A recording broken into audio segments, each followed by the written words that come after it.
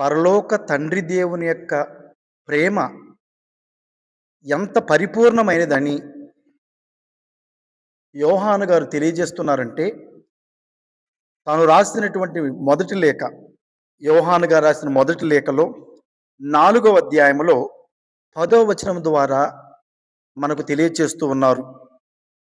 ఏమనంటే, మనము దేవుణ్ణి ప్రేమించామని కాదు, ఆయనే మనలను ప్రేమించి మన పాపములకు విమోచకునిగా తన కుమారుని పంపాడు. ప్రేమాన ఇట్టిది, తండ్రి దేవుని యొక్క ప్రేమ ఇది. మనము దేవుని ప్రేమించామని కాదు, ఆయనే మనల్ని ప్రేమించి తన పరిపూర్ణమైన ప్రేమను మనకు అనుగ్రహించటానికి తన ఏకైక కుమారుని మనకు ప్రసాదించారు. దానిని యోహాను శుభవార్త 3వ అధ్యాయం 16వ వచనంలో మనం చదువుకుంటాం. దేవుడు లోకమును ఎంతో ప్రేమించారు. ఎంతగా ప్రేమించారు అంటే, మనమందరము పాపాత్ములుగా ఉన్నా కానీ తన ఏకైక కుమారుని మనకు ప్రసాదించారు. ఇదే విషయాన్ని పునీత పౌలు గారు రోమీలకు రాసిన లేఖలో 5వ అధ్యాయములో 8వ వచనం ద్వారా మనకు స్పష్టం చేస్తూ ఉన్నారు.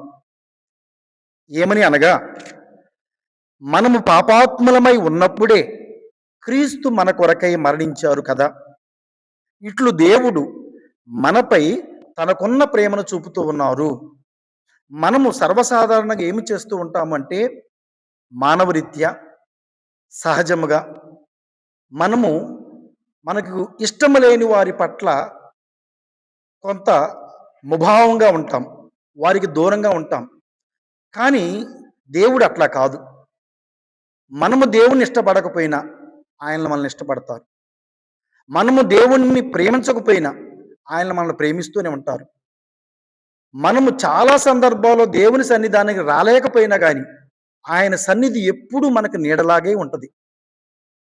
మనము నమ్మక పాత్రము కాదు, కానీ ఆయన ఎల్లప్పుడూ నమ్మకము కలిగిన నమ్మదగిన దేవుడు. అటువంటి దైవ ప్రేమ, పరిపూర్ణమైన ప్రేమ పౌలు గారు చెబుతున్నారు. మనము పాపాత్ములుగా ఉన్నప్పుడే క్రీస్తు మన కొరకై మరణించారు. ఇట్లు ఆ తండ్రి దేవుడు మనపై ఉన్న ప్రేమను చూపుచూ ఉన్నారు. ఎవరైతే ఆ తండ్రి దేవుని యొక్క ప్రేమను పరిపూర్ణంగా పొందుతారో వాళ్ళు పట్టింపులకు వెళ్ళరు, పగ ద్వేషాలకు అస్సలు పోరు. దానికి బదులుగా క్షమాపణతో ఉంటారు. సహనము కలిగిన క్షమాపణ, తోటి వారిని భరించేటటువంటి ప్రేమ, అదే క్రీస్తు సిలువలో చూపించినటువంటి ప్రేమ. నోరు తెరవలేదు.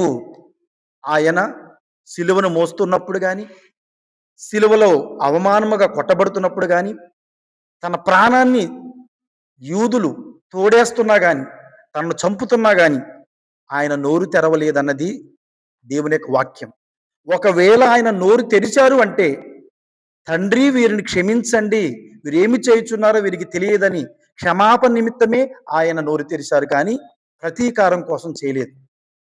కావున మనము కూడా తండ్రి దేవుని దీవెనలు పొందాలన్నా, ఈ లోకంలో క్రీస్తు ప్రభువుకి సాక్షులుగా ఉండాలన్నా ఈ పరిపూర్ణమైన ప్రేమను మనం కలిగి జీవించాలి.